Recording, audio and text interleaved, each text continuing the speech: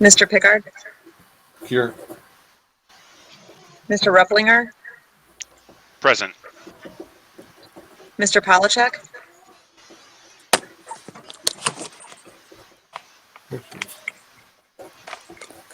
I think Vicky's on now. I see your picture. Yep. Yeah, I'm here. okay. Mr. Reich, Here.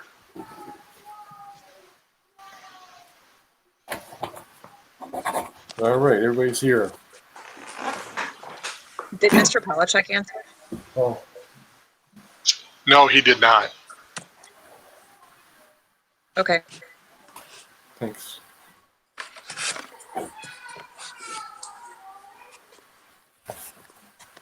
Next on the agenda is correction and/or approval of the minutes of October 13th. Anybody wish to make a motion or a change? This is Todd. I'll make a motion to approve the minutes of October 13th. This is Bennett. I'll second that motion. Motion and second. All those in favor, please say aye. Aye. Aye. Aye. Opposed? Motion carries. Next item is questions and public comment, and I'm informed that there's nobody at the council chambers, and I don't think there's anybody else here wanting to comment. So we'll move on then to item 5, Director of Public Works report. A few items there. All right. Thanks, Mark. Good evening. Happy New Year, everybody. There's something comforting about hearing a child in the background during these meetings. So that's good to hear. Let me just tick off a couple of issues here. First of all is the AMI installation update. That's a program we've been working on for a couple of years now, of course, and it's been pretty slow through 2020 for a couple of reasons. Obviously, COVID is one where we couldn't get in people's homes to do the water meter installation. And the electric has been a little slow because we can't get meters.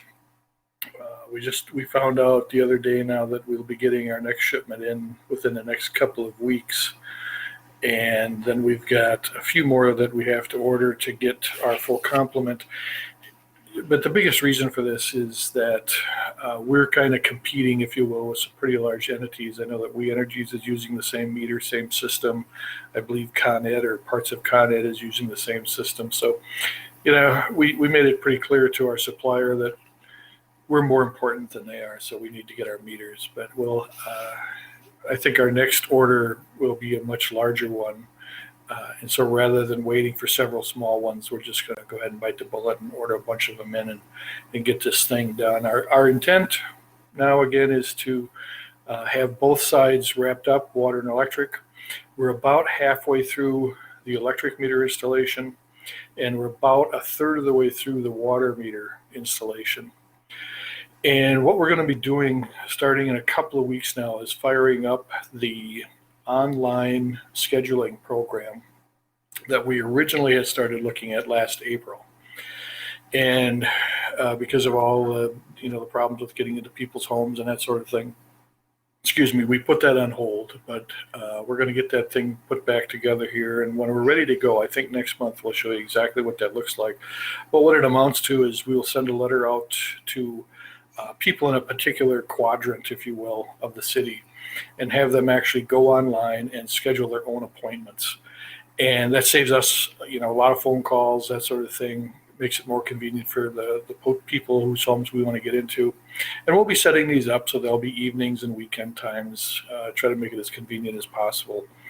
And hopefully then about all we would have to do is make phone calls to the places that don't schedule or we're having a difficult time getting into. So again, we'll give you a little demo on that next month so you can see how that's going to work. But we're going to see if we can ramp up this installation quite a bit here in the next few weeks and get it done by the end of the year, if all goes well. The second topic on there is the cross-connection inspection. I think, as we talked about, this is something that is done every 2 years where every commercial and industrial customer has to submit proof that they've had a cross-connection inspection completed. And just as a refresher, you probably know this, but a cross-connection is any place that potable water can come in contact with non-potable water. And the classic example is an outdoor water faucet where a hose that has potable water in it could end up sitting in a mud puddle or something like that, and that water can make its way back into the water system, and that's what a cross connection is all about, is to eliminate those as much as possible, or to put in devices that don't allow water to flow back into the system. 2 years ago when we did this, we got nicked a little bit by the DNR because we did not have 100% completion. If I remember right, we had about 8 different places, either commercial or industrial locations, that we did not get a certification back from. And so I'm happy to report that this round we stepped up our efforts considerably, and we have 100% compliance. And that's a good thing. That's good for the businesses, and that's also good for us. So we got full cooperation on that. And I'm going to go with the understanding that if you don't interrupt, you don't keep going. But I hear somebody. Good to go. All right. Next item is. I'm sorry. I'm hearing. Yeah, I'm hearing a little echo too. Okay. I'll keep going. The 2021 LSL replacement program. What I'm getting is feedback, I guess. Okay. As you know, we applied for a grant for replacing some LSLs in 2021, or helping homeowners replace LSLs in 2021. We apparently got approval for the grant. Now, this is not an over-encompassing grant or a number that we're going to do. We limited it to 35, or we applied for reimbursement for approximately 35 replacements. And those are going to be very targeted. They're going to be on streets that we're going to be doing major construction, where we will be digging up the street and accessing all the water lines, that sort of thing. And then also over the last couple of years during the previous grant program, we built up a waiting list of people, approximately 24 people, that wanted to get their LSL replaced, but we had run out of funds from the previous program. So we'll be contacting them also and letting them know that funds are once again available, and we're going to be starting this up. Well, we'll be starting the communication up here probably right away in the beginning of February, with the intention of starting to replace in April or May, and then it has to be done. All replacements have to be done by December 31st under this particular program. And I think I've talked to you about this one before. This is going to be a series of one-year programs. So we received funding for 21. Later this year, we'll have to apply for more funding for 22 and then 23 until the funds are exhausted. But we anticipate going at the pace that we're talking about, at least for now, accomplishes 2 things. It gets us LSLs replaced at a little higher rate than we're required to, which is about 7% of the known LSLs per year. And it helps control some of the costs that we have, the utility has, because when a customer replaces their side of the LSL, the utility has to replace our side of the LSL. And so by limiting the total number we do each year, we keep our finances a little more in check and make our budget look a little bit better. So again, there'll be some information going out to the specific residences that we're targeting on this, and then this summer we'll be ramping up replacements.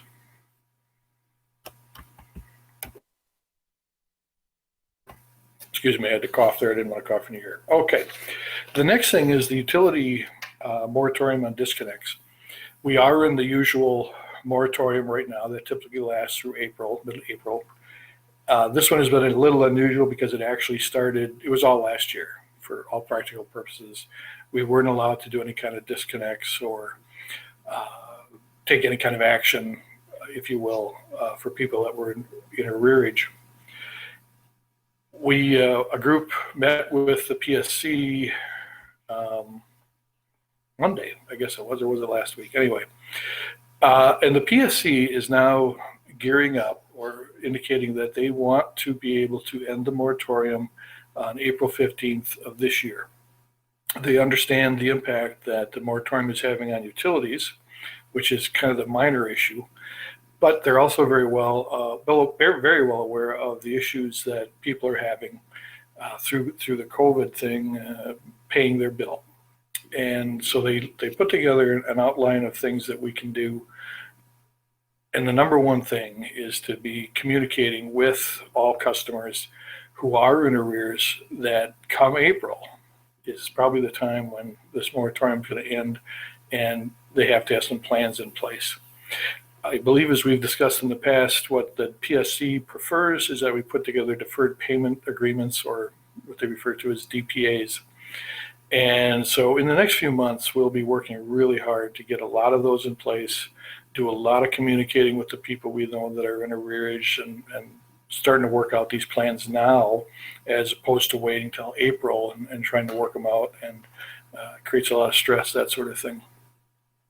Now, the other thing that's happening from the PSC's perspective, of course, they understand that there is a certain small percentage of people who can pay their bills but have not, have basically taken advantage of the fact that there's a moratorium.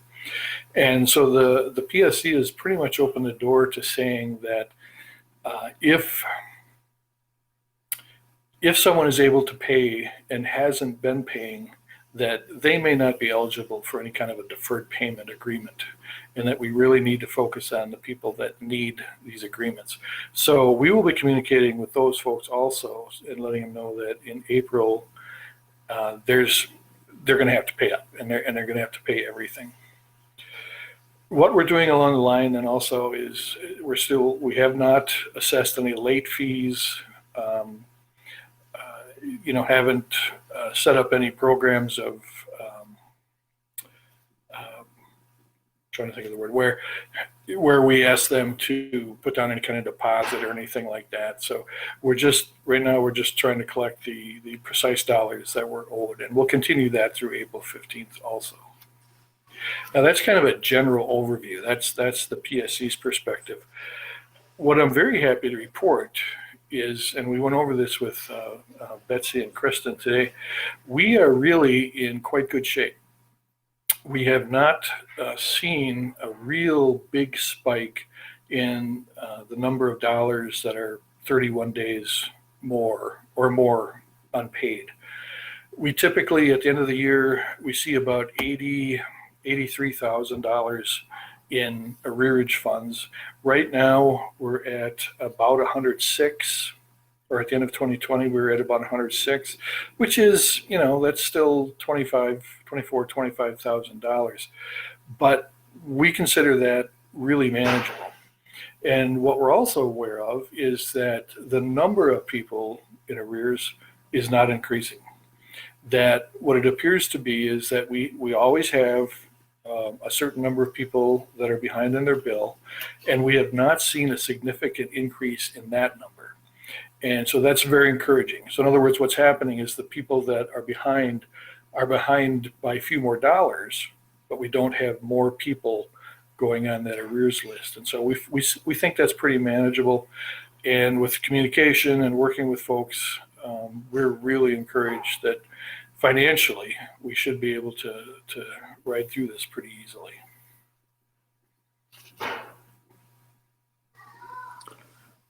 Paul, how many people do we usually have, or how many accounts that are in arrearage? And the arrearage amounts that we've got, can you say like what percent of total revenues that is? Is that a meaningful stat? Yeah, those are both really good questions, John, and I don't have that. I didn't gather that information. I don't have the list in front of me.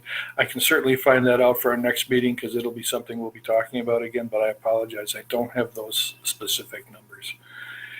Anecdotally, I can tell you we do have some customers that are, well into the $2,000 and $3,000 range, but I will get that information for you, John. Okay, one other question I had was you talked about the regulator, the state regulator, realizing that there are people that even though they can make payments, they won't. How do we determine who those folks are? Well, we are able to gather a limited amount of financial information from people. simply as part of their application process to the utility. We also have information from the tax rolls and that sort of thing. And actually, the PSC is fairly lenient on allowing us to ask, if you will, for people to prove that they are financially unable, to prove their hardship. And then the last thing is simply by whether or not they have applied for and received any kind of energy assistance. We rely on those organizations really to tell us if someone is below the poverty level, or the standard, I think, is 200% below the poverty level or something like that. If someone applies and receives assistance, then we know that there's a legitimate financial issue. If someone applies and does not receive assistance, then we're made aware of that, and we have a pretty good sense that they're actually probably able to pay. Okay, all right, thanks. You bet.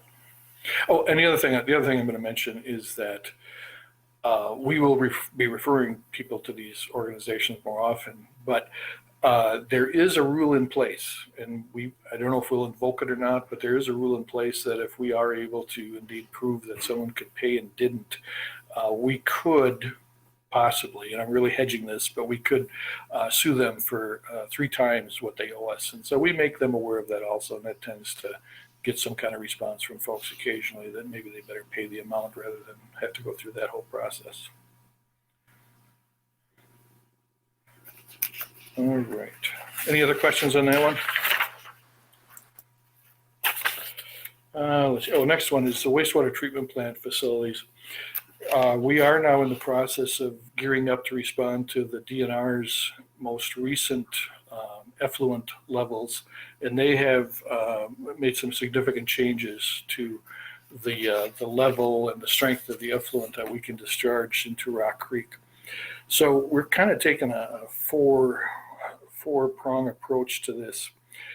Number one is we're asking them just to simply review those levels given the amount of growth and how the plant has been operating, as to whether or not those levels really are something we have to meet and what the time frame is going to be. Secondly, we're asking them to consider our effluent level, not just with the water that's flowing through the Rock Creek, but also ditch 35. We believe that ditch, which happens to meet up with Rock Creek just east of the plant, still on Stony Road there, if they would take into account the dilution that occurs because of those two bodies of water coming together. And those are pretty standard. We do those on a regular basis. But then 3 and 4 are a little different and are probably something that you're going to hear more about here as we move forward. And one of them, the first one, is looking at the possibility of actually discharging to the Crawfish River as opposed to Rock Creek. So in other words, putting our facilities in to discharge from our plant there on CP Avenue all the way to the Crawfish. Or the other option would be to see what happens if we put a plant in a different location, but once again, discharge into the Rock Creek, into the Crawfish. And the reason there again is simply dilution. The larger body of water that we can discharge into, that changes the strength of the effluent that we can actually put in there. So we're looking at those 4 options. We actually had our engineer, Strand and Associates, send a letter to the DNR outlining these options and just kind of getting their general feedback. They're all viable.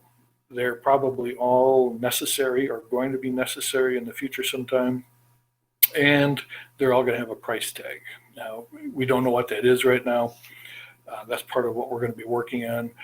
The other thing we did is ask the DNR for an extension of how long we have before we have to have these new effluent levels in place. And that has been granted. And so now it's just a matter of working through these options and working with the DNR to see what's going to work best. So I know we've been talking to you about this type of thing for a number of years and indicating not only is the plant getting older, but effluent discharge standards are getting a little more strict. And I'm talking, of course, mostly about phosphorus in this. That's the buzzword that I'm sure you've probably been made aware of. And so now we're kind of getting close to that day when we are going to have to make some tough decisions on what we're going to do, how we're going to do it, and just how all this is going to fit together. So I'm giving you this as kind of an opener to what is clearly going to be a lot more discussion, certainly this year, as we move forward with this. So that's a big one. And just, again, just as a matter of opening this up and making you aware of what's going on.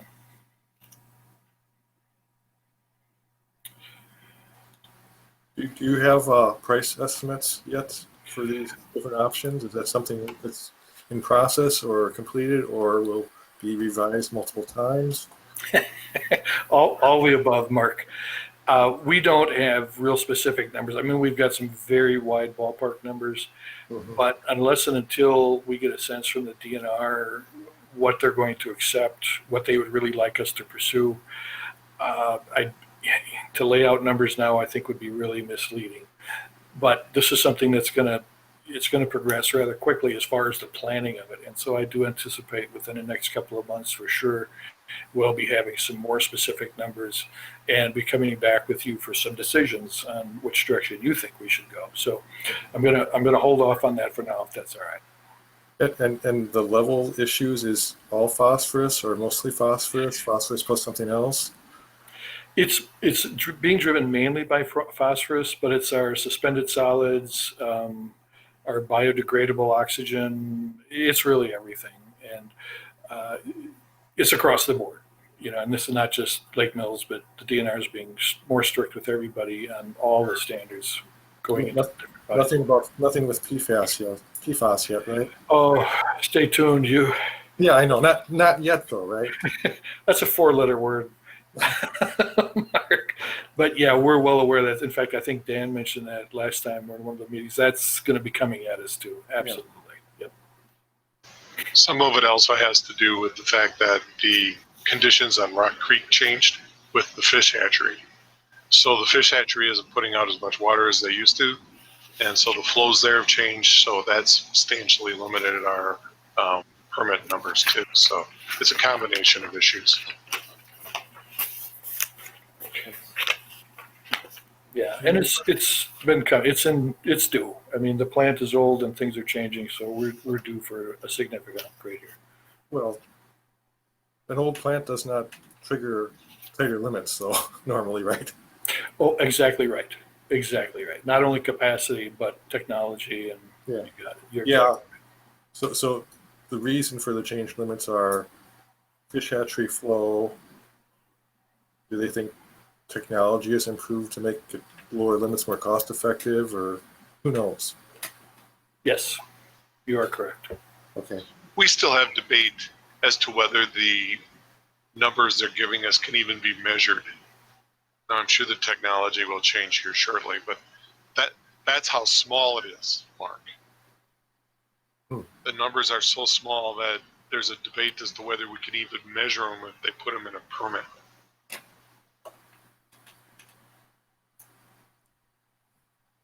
So, anybody else have any other questions?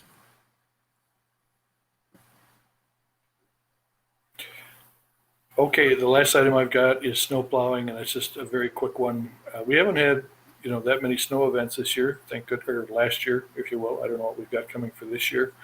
We have not had to use a lot of salt, and that's good. We want to limit the amount of salt we're putting down.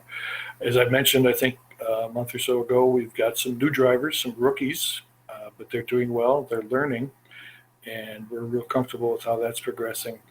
The one issue, and I'm bringing this up as much as for you guys, but for anybody else that might watch this program, is that for some reason, that I think I know what it is, but for some reason, we're getting more people that are blowing or pushing snow into the street. And we don't allow that for a number of reasons. Safety is the biggest one, but it seems like this year people have been a little more cavalier about doing that, and we've had really good support from the police department to go out and talk to these folks and do some educating and get this practice to stop. But I'm as I said, I'm telling you this now more as a public service announcement that people really should not put snow into the street, especially after it's been plowed, because it does create a safety issue. And we are responding to those things quite quickly. and attempting to get people to change their behavior. So other than that, the process has been going well, and winter is winter in Wisconsin, and we just have to get through it. So that's what I've got to report for tonight.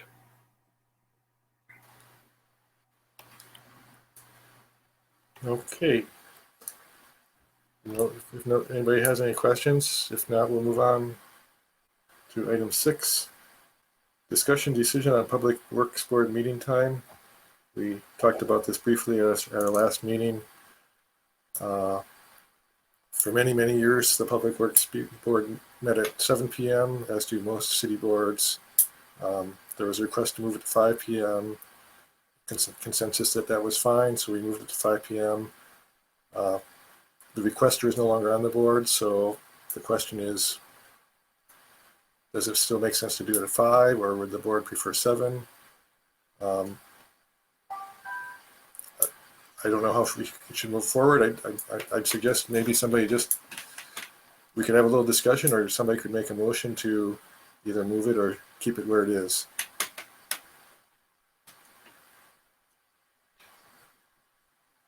This is Todd. the I have no opinion, but if someone has a strong opinion, they can go ahead and make a motion, and I'll just second it just to get it on the board. Yeah, I'm with Todd. I don't have a particularly strong opinion. 5 works fine. It kind of butts up against my work day, so it's okay to keep going. Nice to get it out of the way, I guess. All right, let's just all sound off. Both work for me. It's not a big deal either way. Anybody else have any input? I This is don't know. John. I don't mind when Five's we fine work. for me too. Yeah, the meeting can happen at any time for me.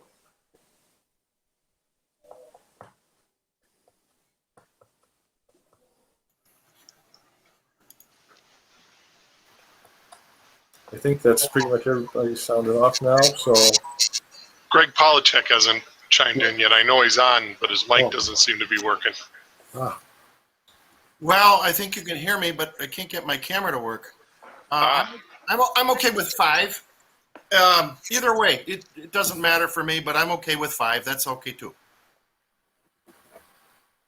all right. Well, let's keep it at 5 unless somebody, sounds like nobody has a strong desire to change it, so let's keep it at 5. It works. Works better for the city staff. Okay, if nothing else, then moving on to 7, discussion on brush pickup fees. And we had a couple of items in our packet on this. Yeah, and I'll start it off. I think, it was Todd that brought this up via email probably at least a couple of months ago.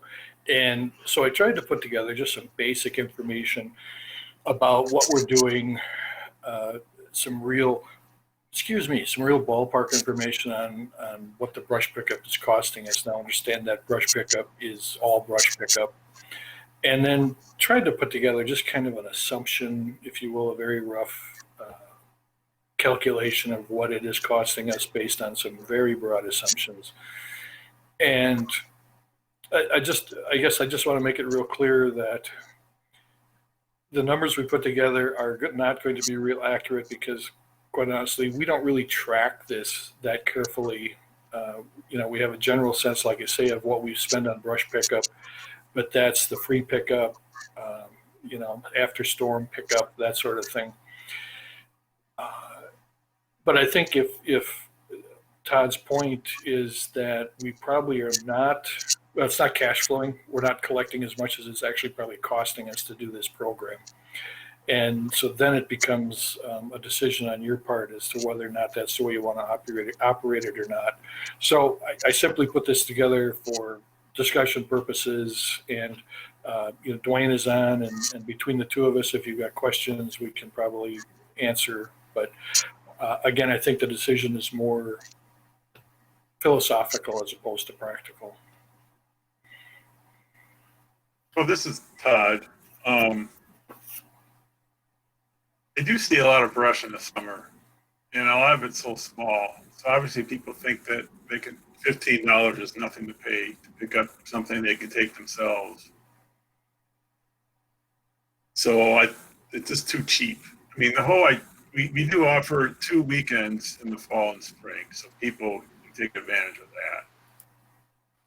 And if they feel that the city fees are too high, there's no ordinance preventing a private individual from driving on a pickup truck and offering a cheaper rate. Is that correct? I mean, people can, I mean, my neighbor hauled away my brush last summer. So there are options out there not to use the city to pick up brush during the summer. This may conflict a little bit with what we define as a resident versus a contractor hauling to the yard waste center. Oh, yeah.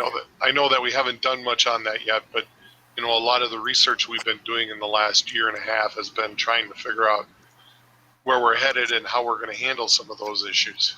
And so if if someone starts picking up, Like a business?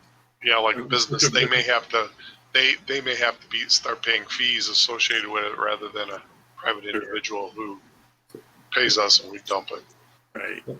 And Todd, I'd like to mention in Paul's report here, the number of people doing that was 18 last year at the $15 rate.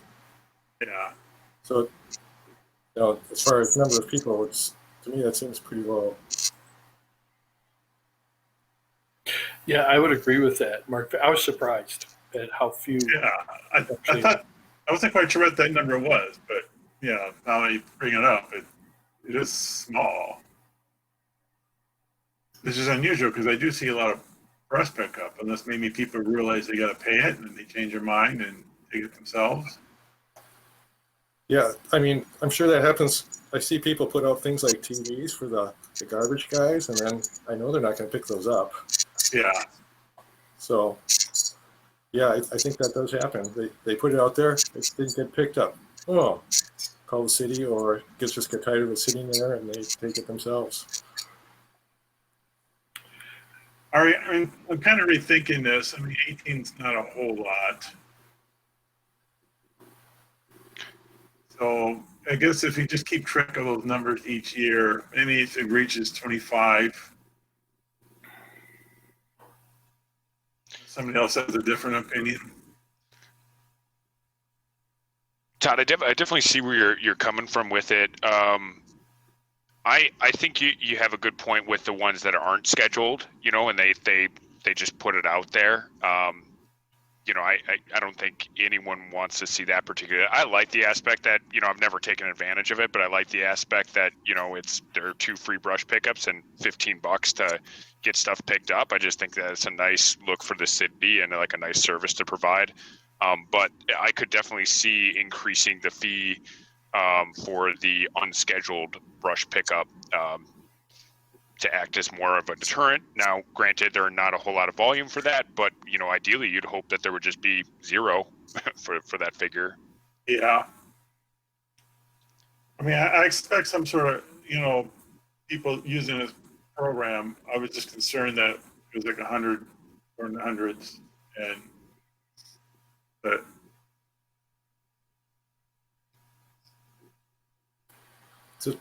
I don't know. I'm kind of thinking now, based on these numbers. I would recommend that we not get too far into it. Let's look back a couple years and see what we get next year, because 2020 was an odd year. Yeah. Because every day I drove by, there were people there, and I've been looking at the photos, and there were people there constantly. So the idea that maybe more people were able to drop off in 2020 than might have been in a normal year, and then looking at the numbers from a more normal year might give us a better idea. And then how much we continue to contribute to these types of things is, how many police officers do we need? Well, if we're contributing money to picking up brush or something along that line, will we be able to afford a police officer? So those are the debates that are weighing back and forth, and it Well, at this point, I think you're right. Maybe it's not the time to look at changing it. I think maybe having a little bit better data over a larger number of years would give us a better idea. Well, we do have data over 4 years right now here, right? Yep. Yeah. Yeah. It doesn't seem to be going up a whole lot each year. There was a dip in 2018. Seems to be level at 18.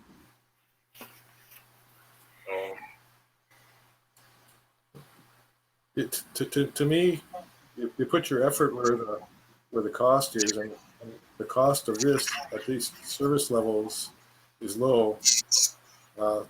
There's a lot more cost, I think, in managing the yard waste site, which is currently a free site.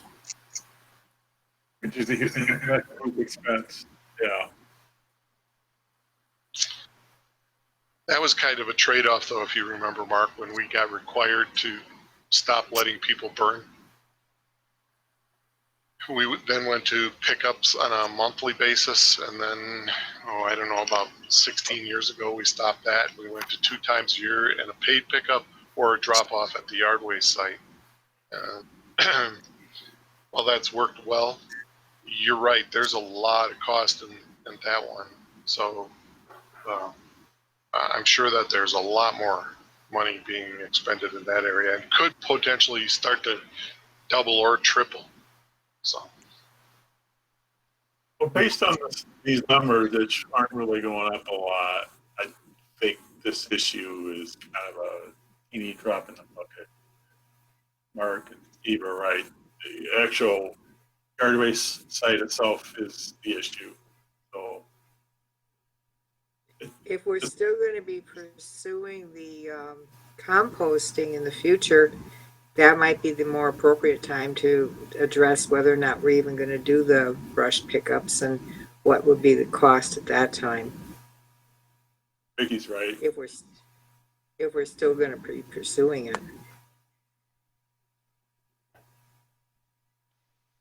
we don't have any choice on pursuing some different type of action, probably within the next 12 months. Whether that's composting or not, I don't know, but we're going to have to do something. Yeah, and maybe at that time the cost of the pickup will become more expensive for the city, that then the rate will have to go up dramatically, because who knows where you're going to be transporting it to.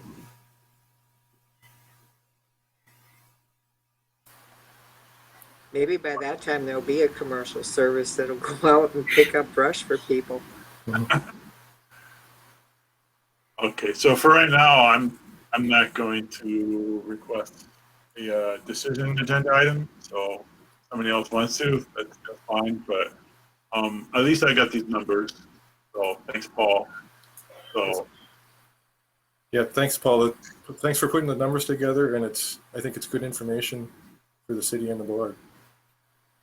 I know it takes time to put things like this together too.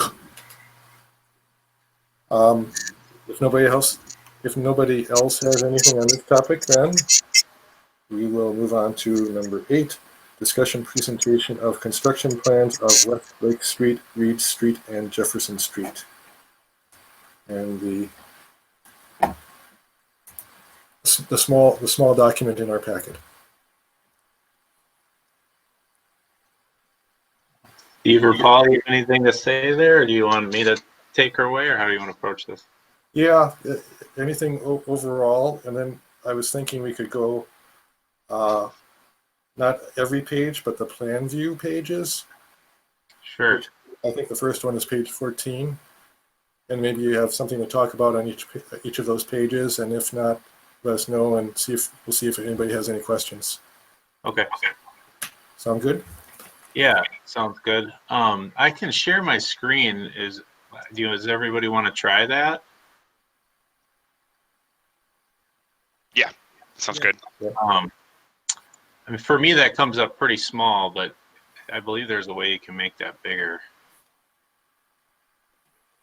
Does everybody see it? Is that big enough to function, or? It's pretty big on my screen. It is? Okay, all right. yeah, Okay, good. So the project for next year, it will include it in these drawings, is three pretty distinct segments. We've got this, I'll start with the smallest one, which is mainly Reed Street and a small portion of Fargo Street. Shown here, I'm kind of circling it. Hopefully you can see my cursor. Then we have mostly Jefferson Street with a small section of CP Avenue, and then Lake Street with also another tag-on portion of Ferry Drive. The project as a whole, Lake Street and then that little piece of Ferry Drive is going to be about 1.6 million. Jefferson Street and CP Avenue is about 600,000, and Reed Street is about 400,000. Various, avenues of funding the Jefferson and CP Avenue is coming from TID money, and then the rest are just from kind of capital budget funds. So I'll go to I thought maybe I'd start with like he said, the plan views here. Hold on, let me get there. Sheet 14. So this is Jefferson Street. So the Jefferson Street project, is about 800 feet long.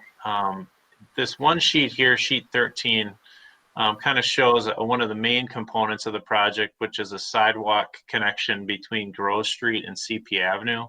It's a pretty significant gap in the city sidewalk network there, that there's just really nothing there between the industrial park and the residential neighborhood. So we're proposing to add a sidewalk to the entire length of Jefferson Street from Grove Street to CP Avenue. So we're just kind of showing the west end of that sidewalk there. The main purpose for the Jefferson Street project is to convert Jefferson Street and a portion of CP Avenue from rural to urban. So we would add curb and gutter to both sides of Jefferson Street, and then CP Avenue already has it on one, but we would add it to the other side. On Jefferson Street, we're also going to be replacing water main for the entire length of the project there. So that would be a 10-inch water main, pretty good length there. Some storm sewer improvements, minor, mostly just culverts. I'm showing him here on this plan sheet that there's some existing culverts that take two ditches underneath Jefferson Street, and we would be replacing those and kind of coupling them with some new stormwater inlets in the curb lines. That would alleviate two issues. One, better drainage for the roadway with the new inlets. The existing inlets there are pretty small grates, pretty old. The city staff also reports that these existing culverts are really flat. They oftentimes get sedimented in. They've had to jet them out or thaw them actually, because sometimes they'll freeze up. So some new culverts there would be useful. So that was the main component of the storm sewer portion of the project. If anybody has any questions, please interject. I can certainly address it. We would be adding a little bit of ditching. So you can kind of see with these contours here, when you go from rural to an urban street, the DNR requires you to do some sort of stormwater treatment. And so we're trying to find ways within the existing road right of way to meet those treatment requirements without having to flow stormwater someplace farther away or buy any land for a feature. So what we're showing on the project is two stormwater treatment swales where the water would kind of pour out of the curb line via curb cuts into these swales. And then the grass and the slow flow through the swale would get our treatment that we need there. So there's one here shown up kind of south of chapter 2 and on the north side of Jefferson Street. That's what these kind of contours are here that I'm circling. If we keep going here, shows the Jefferson Street CP Avenue intersection. You'd see that formalized with some curb radii. Again, the sidewalk connection here to the existing sidewalk on CP Avenue. And then the next sheet here is that small portion, about 500 feet or so of CP Avenue that we would be replacing. The existing curb line on the east side of the road would remain, except for a couple small portions to create those curb cuts I mentioned. And then we would add curb to the west side, which would match. There's already curb just south of Jefferson Street. So I'm kind of circling where the new curb meets the old curb. So we would kind of extend that same road section of CP Avenue up north to Jefferson Street and then kind of through the intersection just a little bit. And then we would kind of meet back into the current rural section. And this is the other area here. This is on the east side of CP Avenue, just south of Jefferson Street, where we would create a little stormwater swale there.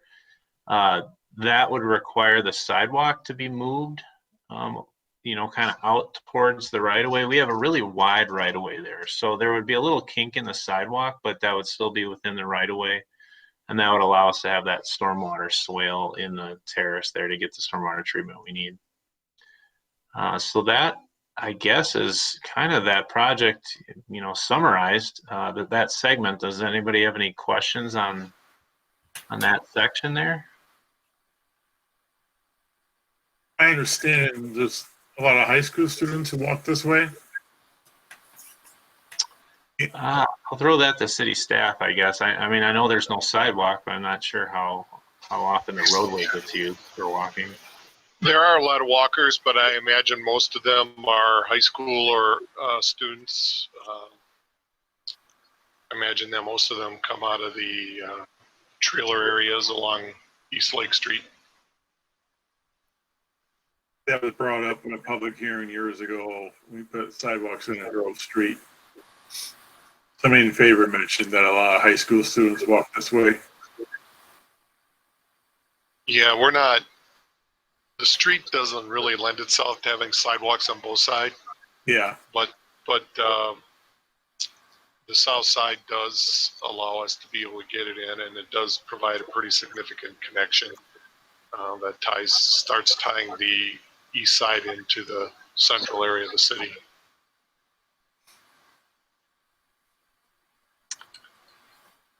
So where there's a drainage swale, does the opposite side tie into that drainage swale? No, it doesn't. The treatment requirement is you're supposed to treat to 40% total suspended solids removal. So what that means is you don't really have to get all the roadway to that stormwater feature to meet that goal. If you treat half of the roadway to 80%, you're at 40%. So that's kind of the thought, is that if you get half the roadway there and remove most of that, then you're meeting your goal. And we do have stormwater treatment modeling programs where you put in the drainage area and what type of feature and how long the swale is, for example, things like that, and it spits out a model result. That's what the DNR kind of reviews and approves when you submit for your permits. Okay, thanks. Anything else, anyone? With the changing of Jefferson Street there from rural to urban, you said, Brandon, is the traffic control signage going to change at all? For instance, I think where Grove Street, where it goes south of Jefferson, right across the street from the hair salon, that's a yield sign right now. Would that change to a stop sign? At Grove Street? Yeah, right there. That's not part of the design. That's a different issue that would take different types of conditions. So no, we haven't looked at any of the traffic control. The yield sign here at Grove would probably remain at this point in time. The stop sign at CP and Jefferson would stay, but the rest of it wouldn't change any of the traffic signage or the speed limits or anything along that line. All right, I guess I've got kind of a personal note there because back in August I was hit by a car while bicycling at that intersection. Someone went through the yield sign and hit me on my bike. So. Okay, well, we'll maybe note to take a look at that. Yeah, we weren't contemplating changing that, like Steve said, but are you okay? Was it Yeah, bad? it was, he saw me just in time. It was just a little bump, but I have to say I was a little shaken. Yeah, I imagine. Not many people miss me. As long as we were right here, I thought I might point out something else here that you notice this large tree with the daylilies around it. In order to get our sidewalk to that intersection, that tree is in the right of way, and the right of way line is just behind it or to the right of it on my screen here. And so we don't have enough space to get the sidewalk kind of right to this ramp without taking that tree out if we want to keep the sidewalk within the existing right of way. So we are showing a little sidewalk meander to go around that tree, which will require us to ask that property owner for a sidewalk easement. So we're kind of, pursuing that. I thought I'd point that out. The age-old question, do you want to cut down this nice large oak tree for a sidewalk to go through? It's kind of a tough one. So we're pursuing to meander the sidewalk around that. Hopefully that's agreeable to the property owner. In my neighborhood, I have a lot of meanderings where the trees just not there anymore, though. So shouldn't be a setback. Okay. I'll move on the plans then, unless anybody has any other questions there. So next up on the drawings here is Lake Street. So the extents of the Lake Street project are from Lakeshore Drive all the way down to Main Street. And then we have another small segment of Ferry Drive. So I'm showing the far west end of Lake Street, where it kind of turns and becomes Lakeshore Drive.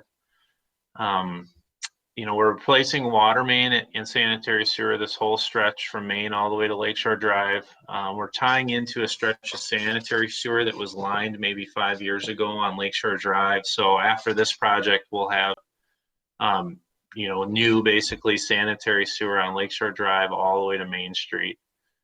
One pretty significant change kind of shown by this section here is we're rerouting the stormwater from Ferry Drive down to Lake Street and then out to the lake.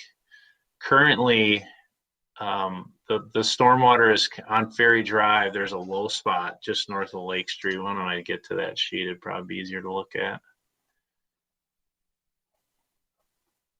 So here's a little section of Ferry Drive that we're going to be working on. Right now, this area right here is a low spot, and portion of Ferry Drive from Lake Street and then go farther to the north all comes to a series of inlets. There's like 5 of them here.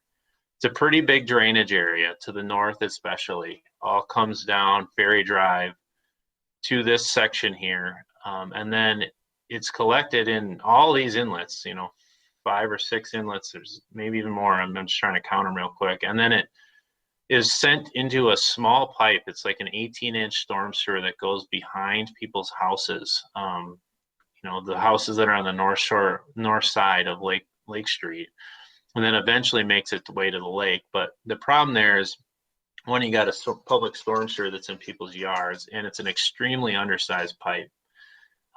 It's an 18-inch collecting a pretty large area. And so what we're doing is leaving a number of the existing inlets in place, adding a couple and rerouting that with a 24 by 38-inch pipe to Lake Street. So it'll be kind of running underneath the west curb line of Ferry Drive and then turn and go down the south side of Lake Street. Let me go back up to the Lake Street drawing here.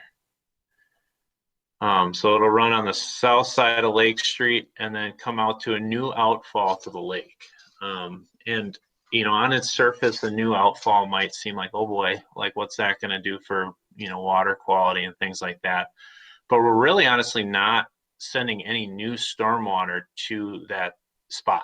Currently what happens is all the stormwater on Ferry Drive goes through the backyards like I was describing and goes to an existing outfall that's just to the north there. A lot of the water on Lake Street that's now coming this way just runs down the curb lines and into the lake. You know, some of you might know or remember that there's like a little curb flume that kind of comes off of Lake Street and just sends the water overland into the lake. And so we would collect all that Lake Street stormwater, bring it underground, and send it out through a new outfall. And then also kind of reroute the Ferry Drive stormwater to this location. So again, you know, same drainage basins coming to this spot, just kind of different routes. Let's see what else is noteworthy here. Replacing sidewalk most of Lake Street. There's quite a few spots where you've got significant stretches that are in good shape. Some of them are up against steep slopes or retaining walls, large trees, things like that. So we're trying to preserve the existing sidewalk where we thought it was in good enough shape to keep it, especially if it was going to be a more difficult construction to replace it. So that's why you may see some gaps in the sidewalk line work. For instance, I'm circling one of them here. We replace the water main and sanitary sewer on Ferry Drive from, as long as I'm kind of on the west end, I'll try to stay on the west end. Sorry for all the scrolling. Hopefully it's not glitching on you guys, but water main on Ferry Drive from Campus Street all the way to Lake Street. You may recall that Ferry Drive was repaved through that stretch maybe 10 years ago. I don't know, correct me if I'm wrong there, Steve, but I think I'm about right there. But the sanitary 16 years. Is that long ago? Okay. It's pretty decent looking paving if you go to like Street View and stuff, but the water main and sanitary sewer was stopped at Campus Street. It was replaced north of that on Ferry Drive, but the water main and sanitary sewer in this section is old still. So we would replace that, and then you would now have new water main and sanitary sewer for a good chunk of Ferry Drive going north of Lake Street. Mark and Todd may remember that we didn't have a water project there, but when they went to start compacting the road base, the water main kept breaking every 2 feet. And so we ended up having to add a water main project during the course of the summer.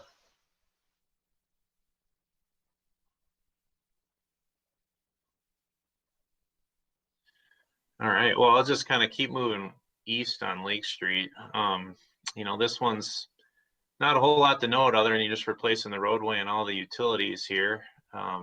You know, we're generally keeping the road grades about the same. You know, no new high points or low points really. Kind of the same thing here. I mean, just it looks like a lot of lines there, but it's just the utilities, sidewalk, driveways, roadway, curb lines basically in the same spot as they are now. And then as we get down towards Main Street and Church Street here, I guess you can maybe note that on the, again, sorry for all the scrolling, I'm just trying to get to spots to show you that Lake Street now, and we're proposing to put it back that way, begins to kind of gradually widen on the south side of the road as you approach Church Street. That's because you're coming to the commercial district and there's parking on both sides of the road there. Just to the west of Church Street, there's some parking, and then that block from Church Street to Main Street. So we copied that same existing layout, that the curb would just kind of slowly widen to allow for parking kind of in that commercial area. There was some discussion about potentially narrowing it up. The terrace in front of Jensen's Plumbing and Heating here is pretty narrow, and they basically have concrete right to the front of their store. So, you know, we had discussed maybe widening it there and to provide a little bit better snow storage off the street, but that would eliminate the parking right in front of their building, which the thought was that was probably more of a priority than getting snow storage right along their building. So that snow can always, I guess, kind of be moved someplace else. The extents on Church Street would be, you know, right at the intersection there. The city maintenance project is going to have, I believe it's a mill and overlay. Dwayne might correct me, but I believe there's a mill and overlay project that's going to butt up to our project limits here and kind of repave all of Church Street. Correct. Okay. Got it. Thank you. And again, we would be taking stormwater from, there's a high point, quite a ways west of Main Street here. I guess it's just a little to the east of Ferry Drive. There's a high point in Lake Street, and all of the stormwater from that high point would come down this direction to Main Street and join to the new storm sewer that was just installed as part of the Main Street project. And that was all planned as part of that project, that, there was a large pipe kind of waiting for us there, if you will, to connect to. I guess that's a pretty good summary of the Lake Street project, I'd say. Does anybody have any questions on that?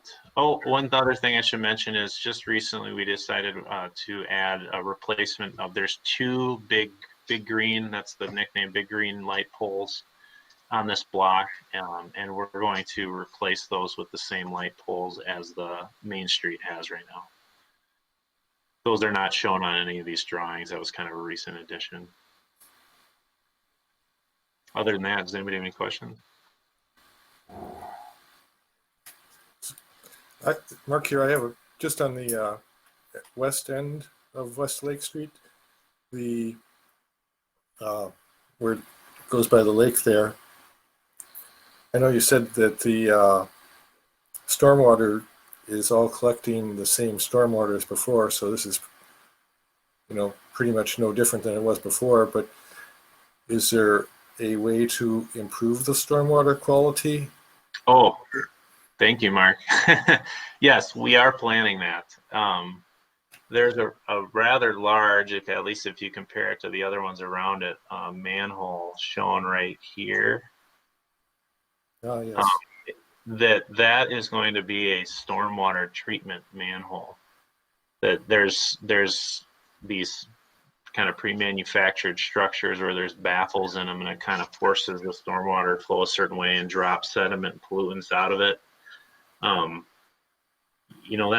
That's about all you can do without, trying to do either some sort of underground stormwater detention type system someplace, or buying some land to do some sort of stormwater treatment feature. This is all urban developed, people's homes basically. So that is something we're doing. Thank you. I forgot to bring that up. That structure does come along with some maintenance for the city, that you have to suck it out every once in a while to get the sediment out of there. Mm-hmm. And then also you can put sumps in the inlets. So that's something we're planning on doing as well. Oh, right. That's a sump is like a settlement area?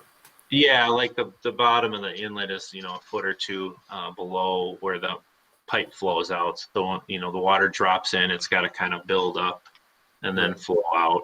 And my one other question was, and this is maybe not such a engineering question, but on the west end here by the lake, I was wondering if there's potential of access. Because I see there's sidewalk kind of going all the way to the lake right now, I believe, but not being replaced. Is that correct? Correct. Yeah. So you can see my cursor, right? Yes. Okay.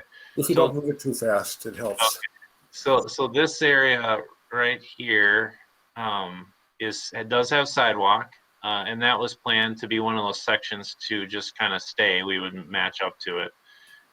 It's not in the greatest shape, but there's a pretty historic, retaining wall like right up against it, and so we thought we'd leave it. But there would still remain, I guess you could call it, sidewalk access to the park. The sidewalk just kind of dead ends there, but I shouldn't say park. It's actually street right away, and I don't know if the city really intends it to be used like a park, but there is access to the lake there. We try not to encourage access through that. We have other areas that are designated. This one's got, we try and make sure that it doesn't become a boat landing or a public access of any sort. So it'll pretty much continue as is with this plan. Is that correct? That's correct. So the outlet shown here is all underground, correct? Or underground and underwater? Underground, wouldn't say it's underwater necessarily. Okay. Like I said, it is draining all the same areas. To a lot of people, if they're watching or familiar with this area, the existing storm sewer outfall is essentially hidden. It's been grown over by tree roots over the years. Took Dave with the streets department a little bit of looking to kind of find it. So, to the vision, just a quick look, you wouldn't even think there's a storm sewer outlet there now. And the one that we're putting in is going to be significantly larger. That's really only because the existing one is significantly undersized. So, in terms of stormwater drainage basins and flow, it's the same area that's trying to is getting there now. But there will be a visible, somewhat large 24 by 38 storm sewer outfall there. But again, it's not really intended to be like a park space. So, Well, people will, even if it's not encouraged, if there's any kind of access to the water there, whether it's just a view or a place to skip stones, I'm sure some people will go there. So yeah. And oftentimes in a situation like this, we're not showing anything like this on these drawings, but you could kind of enhance that area, if you will, meaning like, plant something around the outfall and kind of hide it if if you want to. But that's not something we're contemplating on this project at this point. Well, I'm just bringing it up as a consideration, and if you and the city,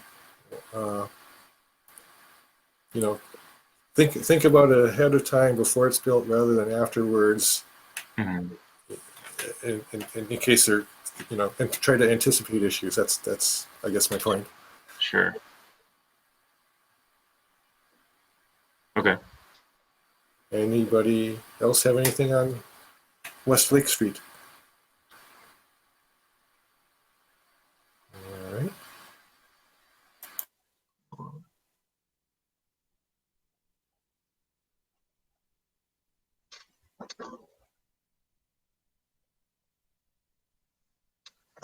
I lost my sound here for some reason. No, I think Mark muted himself. Oh, yeah, I can hear you now. I see his mute symbols on. Well, I stopped talking too. Oh. I figured Brandon would take it away here. No, Yeah. it did sound like dead silence there for a minute. I thought I got cut off too. Okay, I'm glad it wasn't just me. So the next segment here is Reed Street from Franklin to Fargo, and then also a little portion of Fargo Street. The main, I guess, initial driving force for this was that the city's been having all kinds of sanitary sewer issues there. Old clay line, flat, there's sags in it. Some of the laterals had repeated backup issues. And so this has been on the list for a number of years now to replace that sanitary sewer. The water main is also like 1910 age, and it has a good amount, I believe 8 or so lead services kind of in this project area on it. So kind of a double whammy of good reasons to replace the water and sewer. There's no stormwater drainage on the street right now either. No storm sewer going down Reed Street at all. We did put some storm sewer on Fargo Street maybe 4 years ago as part of the Browns Court project. And so we would be adding some storm sewer to improve the drainage on Reed Street as well, and just kind of tying that into the Fargo Street storm sewer. The curb lines and sidewalk are in pretty good shape. So after some discussion with city staff, we're currently showing just replacing curb and sidewalk that are needed for the water and sewer service replacements only. So you're kind of looking at some patches there of curb and sidewalk. We would repave the entire roadway because the utilities will take up basically the entire roadway. Let's see, water main and sanitary sewer would then turn and go down Fargo Street for a couple 100 feet. And that would kind of be the project limits, about halfway down Fargo from Franklin to Reed. We are achieving DNR minimum slope on the sanitary sewer. Initially we were looking at maybe just replacing the sanitary sewer for the block of Reed Street that we're looking at, but after kind of evaluating some options, we were able to kind of chase the sanitary sewer south on Fargo Street and grab it at a point where we could bring sanitary sewer up Reed Street at DNR minimum slope. There's also a number of lead laterals down in this area, and after kind of Harold did some investigations late last week that I think we may end up extending the water main replacement just a little bit to grab one more lead lateral there. And then I believe that would be the majority of those kind of in this area would be gone, which is always good. And I would say that's about all we have on Reed Street. Just kind of a small segment there.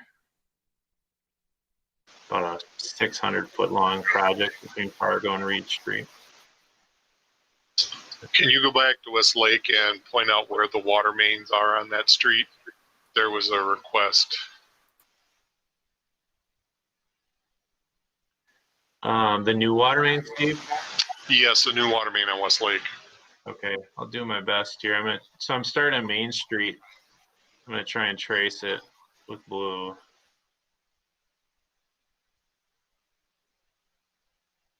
That's kind of where it goes on the east end, sorry.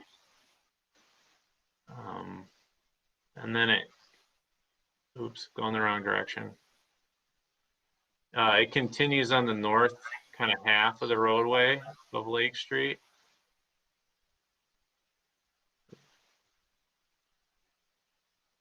A lot straighter than that, but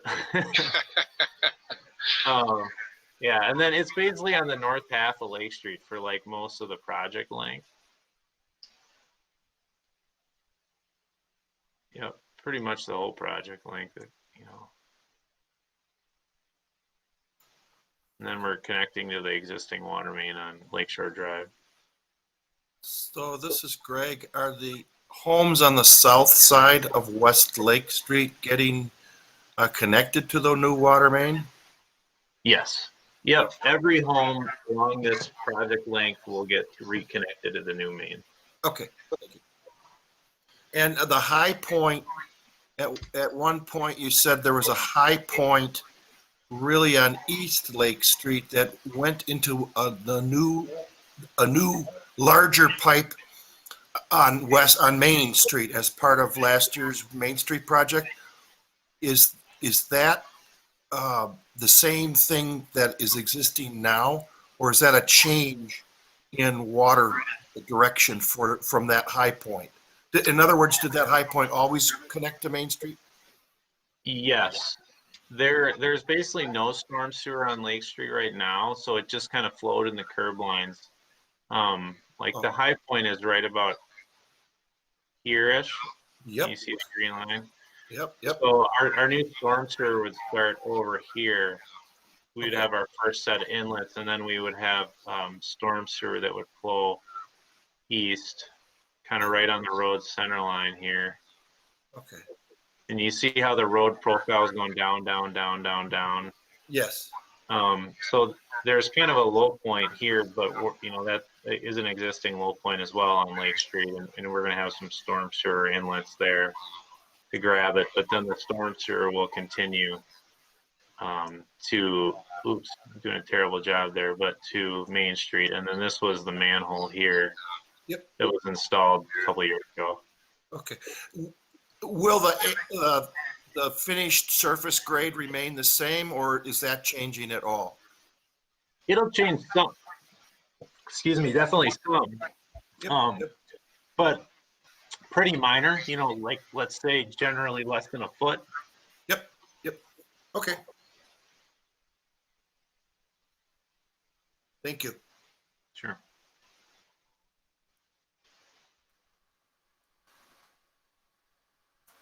So like in this plan right here, you can see the grade's a little bit off on the left, but very, very close on the right. And even on the left, it's like a foot, you said, right? Yeah. Yeah. Each one of these Less, grid less lines than a foot. is each one of these grid lines is 6 inches. So Right. Okay, thank you. yeah. Any further questions? Anybody?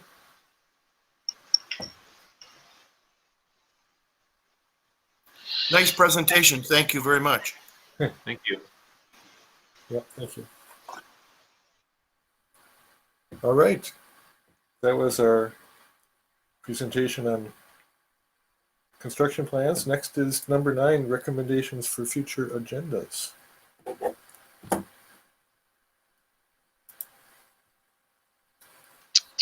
Brandon, you might go over the timeline for bids for these projects. I know Sure. that we have them out, that they'll be bid, and then once we've received the bids, you'll put the documents together, they'll head to council. So that's why we wanted to make sure that the Public Works Board got to look at these now. Okay. Yeah, the current plan is to advertise this project on February 4th, Thursday, February 4th, and then we would open bids on the 21st, I believe, is what we had decided. And then that would go to, assuming all the bids come in well and regular, we would send that to council, their first meeting in March for approval and award of the contract. So there wouldn't be a look at the bids results for Public Works Board. The actual contracts probably aren't going to be signed until closer to April, though, right? Based on the fact that we generally see 2 to 3, sometimes 4 weeks before the contracts are all finalized. Correct. Yeah. If council awards the contract, first meeting of March, by the time they get together and sent around for everybody to sign, yeah, it'll probably be closer to April by the time everything's signed and we have a notice to proceed and pre-construction meeting and all that stuff happening.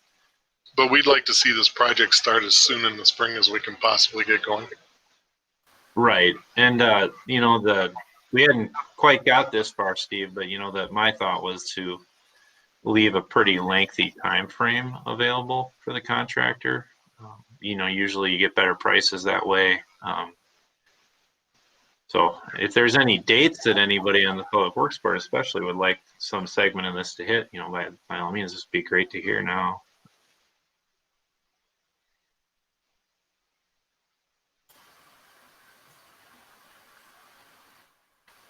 I'm usually all about price, Brandon.